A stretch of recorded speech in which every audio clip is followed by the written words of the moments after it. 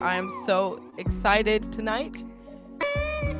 Yeah, I'm only going to let this play for 15 seconds because we don't have the beautiful copyright to AJ Gent, The Light Within. Thank you so much. Excited tonight. All right. Yeah, I'm only going to let this play for 15 seconds because Here we we are. don't I'm have gonna go ahead and the stop this. Here we are. This is, y'all. We had quite a night, didn't we? This is Divorce Proof Club, okay? Season 7. I got Jamilah and Orlando from the podcast. Y'all let them know your podcast real quick again so they get over there and get it. Hi, we are Jamilah and Orlando of the Love Like This podcast. We talk about the before, during, and after of falling in love, having conversations about our own love and experiences, and being an example so that other people can see how we love and customize their relationship to their own perfection that they need for themselves. Right? Woo! love it. Yeah. You guys are at week number 8. For those who don't know me, my name is Kenya K. Stevens. I am the best love coach on this planet. I run the Divorce Proof Club. I've written Up Level Communication and 9 Expressions of Love with my delicious husband of 30 years this summer, Carl. Y'all got to meet him tonight in our club. Tell me all the good. Tell me what you thought of my husband, Orlando. Hey, he took the guys to one side, right? Mhm. And then I took the ladies. You gonna give us some secrets of what happened over there, or at least tell us how it was? Carl is a gem. I'll say that much. He was great. He's very good at explaining in a calm way that like really cuts through everything and like you can get it. And then like even after his explanation, like his with your follow-up questions, he's very good at like navigating how to like get you to get it. And yeah, he's just a really good conversationalist. I can see why like y'all communication is really good because he can really sit and listen and also repeat and explain very well. So it was really good. Oh my gosh. He's my best friend on the planet. And it's just, it's been incredible to have children. I mean, just think of the household. Like, it's been wonderful. I'm so glad you got to experience him. And who's that? Oh, that's him coming. You coming on our podcast? Oh, he's coming upstairs to my room. We have separate bedrooms. Mhm. My husband's bedroom is on the 3rd floor. My bedroom's on the 4th floor. And yeah. Anyways, so how was it for you, Jamila, to get with the ladies tonight? We separated the men's and the women folks. It was nice. It was nice to hear, women talk women stuff and to compare our batteries and our roles and what's difficult for us and why and compare.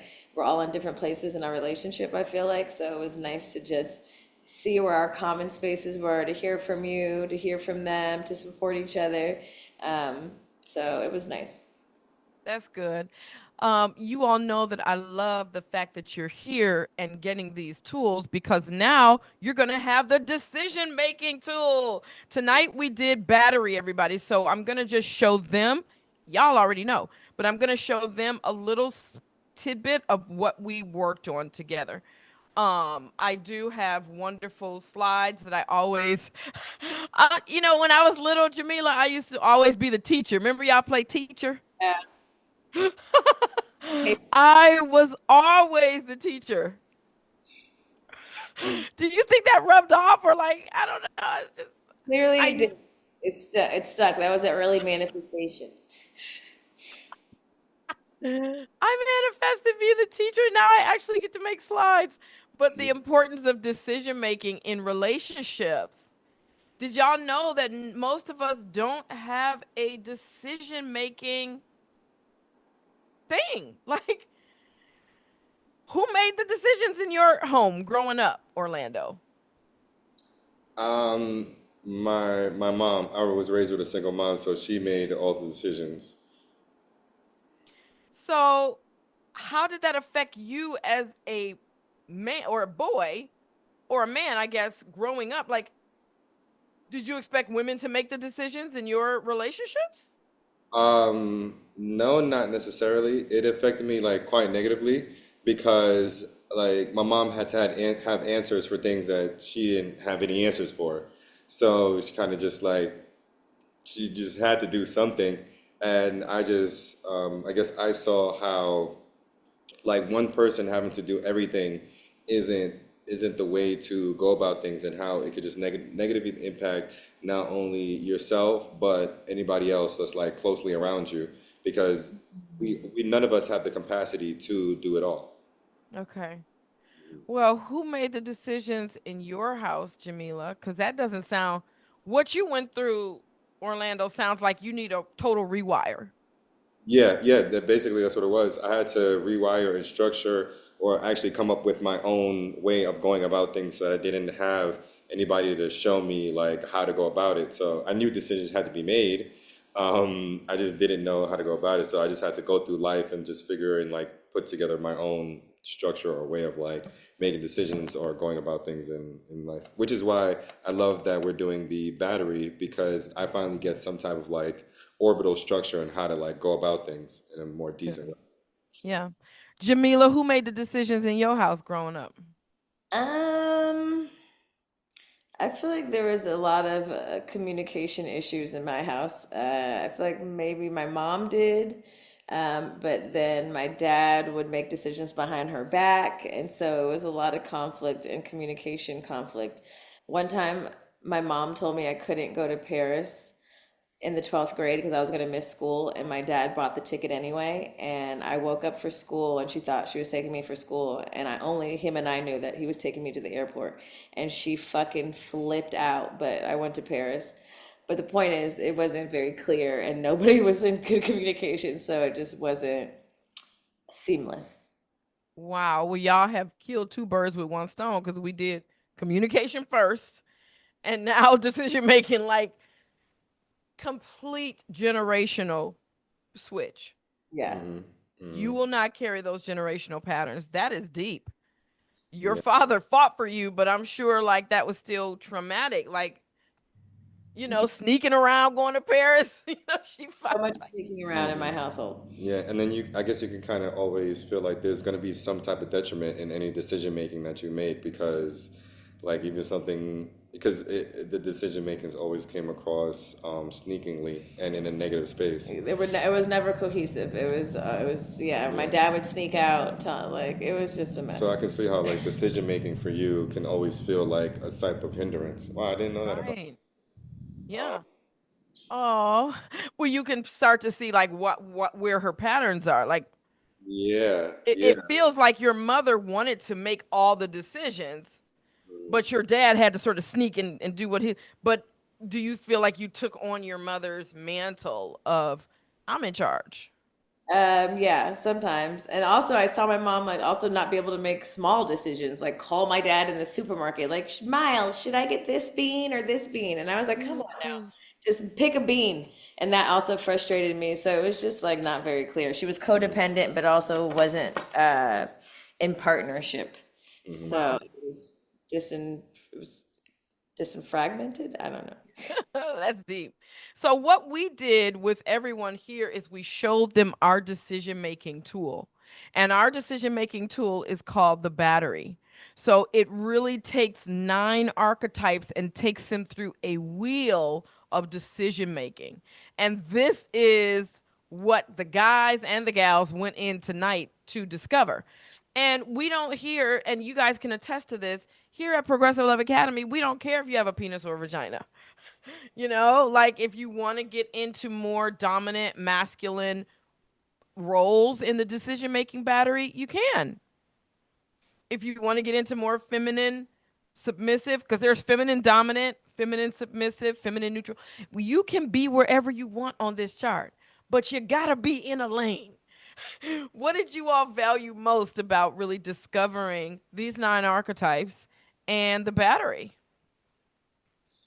Just being clear about who is comfortable doing what and what our roles are, and just overall day-to-day things and our goals, long term and short term, Hmm. and just even separating with you today, Kenya, being more clear about how I can be more in certain characteristics, certain embodiments of the devotee, the conservationalist, the lover, where it lacks, where I'm lacking softness or femininity in ways. And so just seeing it clearly on paper with definite definitions is definitely something that makes it easier to Process. no, to like actualize. Yep. And to integrate. I mean, geez, I don't know how we have gone so long not having these basics. Like, I don't know. Because Mm. what would you say to men who are like, what is the battery? How would you explain it to a man who's just sort of off the cuff asking you, what the fuck is this? Um, this is the proper conversation of asking somebody, what do you bring to the table? This is the much better way of asking, like, how do you bring to, because I really see a lot online of like just that conversation of like, well, what do men do? Men protect and provide. Women, they're nurturing and soft, and it's like, yeah, but But what do you do? What do we all bring what to do the we all bring? table Like, to how do we make the bring it to the table table? stand up with four fucking legs? Yeah, it just feels very generalized, and they can be like so many different ways to the point now where I was like, well, maybe protecting and providing isn't the modern way of like how a man shows up, because we all need to protect each other at the time. We all need to provide something, and so and men all need to be nurturing in some type of way. So, in what way does this help provide, and how can you like optimize and use this chart? For me personally. Um, it was this chart was confirming for us because we have our own ways of like doing things where Mila might come up with an idea or pick something that she thinks would looks nice and beautiful, and I'll be the one to be the soldier or be the one to like execute and actually put it up somewhere that actually makes sense. So we all have our roles, but without like actually seeing it in a healthy way and seeing it out like visually in front of us, we may just think like, well, you chose the thing, so you put it up too, and it's like that's not really how it works. We all have to like intertwine and be woven in some type of way to where you have some roles or parts in this decision making or coming to this goal, and I have my roles in this, and it's okay to have roles within this space, and we all just optimize on those roles. And I think that if I had like proper communication or proper decision making or see better examples of that when I was younger, I would have been able to optimize on these things earlier in life and not now when I'm like 34. So it's about, Jamila, yeah. can you imagine, Orlando, can y'all imagine knowing this, everybody Hmm. knowing this basic stuff from like age 5, and then you get into relationships at 13, 14, 15, 16, and you're already, moving in this and understanding this. So at least you know. Because I didn't tell y'all that, oh, we're going to go into it next week. I don't want to tell you. But just an easy piece of this, the monk coming up with what we want, what is our objective, Yeah. and the visionary coming up with how to achieve it. That's a basic balance of power between what we think of as masculine and feminine. Hmm. But Yeah. how many of our fathers thought that I'm the man, I'm supposed to know what we're going to do and how we're going to do it? Right. Exactly. Exactly. Yeah. So, the battery, guys, we can't say much about it. They know, like, I'm not even showing the page because I don't want to be irresponsible. If you want to know about the battery, like if people watching this want to know about the battery, what this is, you got to come and get it. I don't like giving it to nobody who don't know up level yet, because you're going to argue about your battery if you don't know when your ego's speaking. Yeah. So in that way, our tools sort of fit together in a certain order. But you guys have done the work.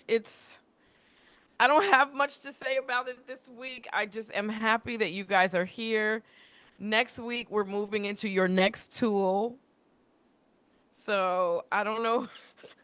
I don't know what questions to ask or what to say. What do you guys want to say before we go? I This have is a the after question. party. Okay. Hey, I have a question. Would you say the nine like deities or characteristics or how do you say like Nine steps. no, like what do we call these all these characters, Archetypes. all these archetypes are archetypes of the higher self. They're archetypes. Archetypes are all three. I mean, you got to think of the way they did archetypes in Kemet. It was an animal's head, a human, it may be a human body, But and then there it's a divine was, trait. okay, so Yeah. all of them, because we're Yeah. all okay. Yeah. So they didn't see like animals as negative, like your animal is a negative thing. It was a part of your godliness. So yeah, it's all three and ego, animal, higher self represented in each archetype. Right. I will say that I think this specific tool will be most helpful for men because I think that we work very well when we can have something that we can actually take and implement in our physical world and in our relationship. Like we can say, hey, this is your role, these are my roles. We're gonna play to our strengths and we're gonna get to whatever goal fast as we can, as best as we can, and really optimize on it. And another thing that we were discussing when we were doing the men's group was how customizable it could be. Like one of these archetypes was a leader, and so a leader. I feel really aligned with the leader, where I can be like the manager and see like, okay, you you do this, like this is how we're gonna get to this goal. But I was also saying in the men's group that I'm like a majority owner in that archetype for being a leader. So I can come up with the decision making. At the end of it, I can hold the responsibility because I made the decision, but I will still come to Mila and ask her input and ask her opinion on things.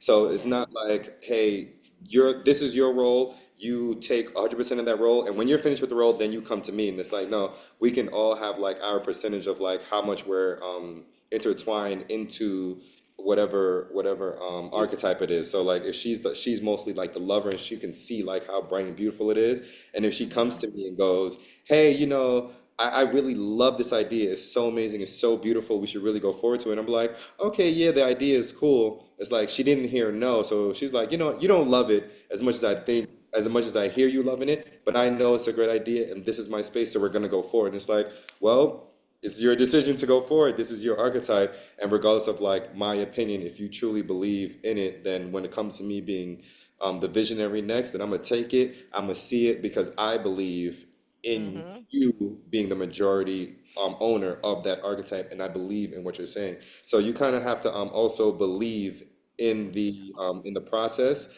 of like your own partner and the archetype that they own and what archetype they feel strongly to, and they also have to believe in your process. But you can have a moment of like still taking their opinion or taking their suggestions within your own archetype. So it's beautiful that it can all be customized in whatever way works best for you. But having the foundation of this chart is so helpful.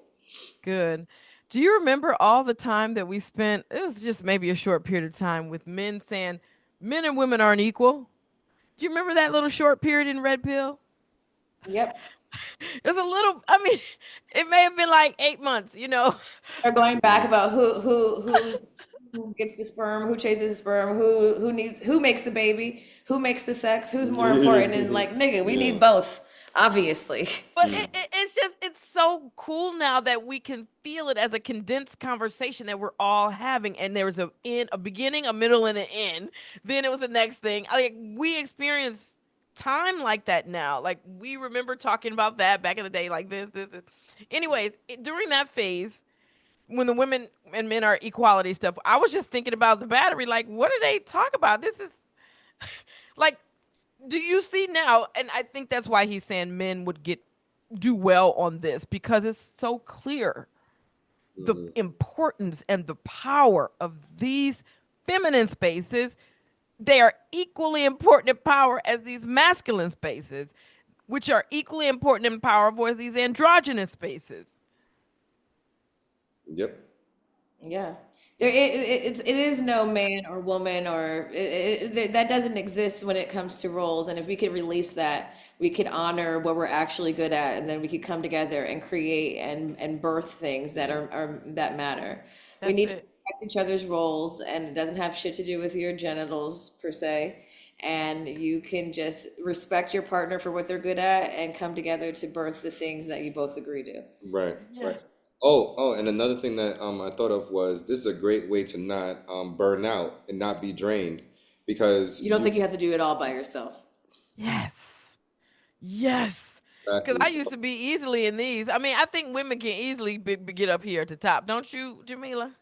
That's what we discussed in our group is that a lot of the women have been functioning so highly in the top that when it's time to get into the softer, more feminine devotee lover, it's difficult for us. It's difficult, and it's hard to release those top archetypes to our men because we've so diligently had to be in those spaces. hmm And so it is, it's a reprogramming on our part as well, because socially we've all been fucked hmm without having a system that promotes equality, that promotes partnership, that promotes getting to the next level and birthing something and growth.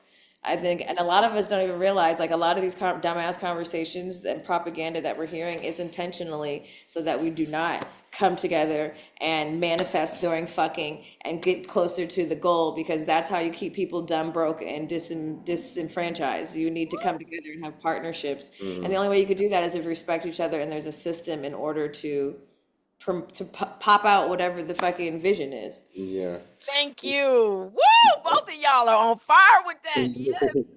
And a And beautiful so, oh, go ahead. Uh huh. I was gonna say a beautiful question that was posed in the men's group was, um, do you ever feel like when women have to do a certain amount of this work that it kills their sex drive? And we were like, yeah, we can see how it comes up. And something that I posed to the men was that sometimes it's not even the archetype; it's just something within the archetype that's making that sex drive like be recluse or drop down. Like maybe the archetype for a woman's archetype might be negotiator, where like they're bragging and they're talking about all the things that we accomplished and really making you feel good about it. But if she had to do the soldier before it, then I don't got the time to be. I don't have to, and the soldier is not really her strength. Then I don't have the time or energy to give to like the negotiator. Right. So when you really figure out like what roles and what strengths, and maybe even within those archetypes, in knowing them, you could figure out what is in that that's really killing my sex drive. Because maybe I love being the soldier, but there's something within the soldier that's happening that's really killing it for me, and Right. then I don't have that part of me to give to my partner. So Yeah. once just knowing all of these really gets you to understand where it's this is the issue or is it something else, just like all the other things that upload. I'm so excited to hear you understand that so clearly. I Yeah. mean, when you talk about leader, soldier, negotiator, this is what they learned tonight, y'all. Monk, devotee, conservationist, lover, and visionary. It is a easy, magical square. You understand? There's only 9 numbers in the whole universe. You know what I'm saying? And these are it. And so we just look at them in juxtaposition to each other and we say, wow, well, you understand? How do they work together? They Mhm. can work like this, they can work like this. And we just show them the science of how they work together. Yeah. More to come. I am so excited as always. I don't want to get too deep into the mysteries. I just want to say that we are teaching them proud and loud at the Progressive Love Academy, also at Pantheon, and we love it. Jamila and Orlando love it. Y'all would love it too. If you're interested, go to Progressive Love Academy. One thing that I was going to say to Jamila is she was so surprised tonight when I was sharing some of the feminine stuff, but our mothers didn't. They didn't. Jamila, they didn't. I don't want to say nothing bad about my mom. I'm just saying like they did not teach us the powers of those feminine deities. Did they? No, I think a lot of a lot of the things we see as feminine we've been taught are weak. Thank you. So tonight, the women got the powers of those feminine deities, and I'm just so honored. Thank you all per usual. We will see you again next week. We try to make it short and sweet. Tonight we went over because at Progressive Love Club, I mean at Divorce Proof Club, we want success. So we didn't time it. We just took it to the end and we appreciate you staying up so late. We'll see you again next week.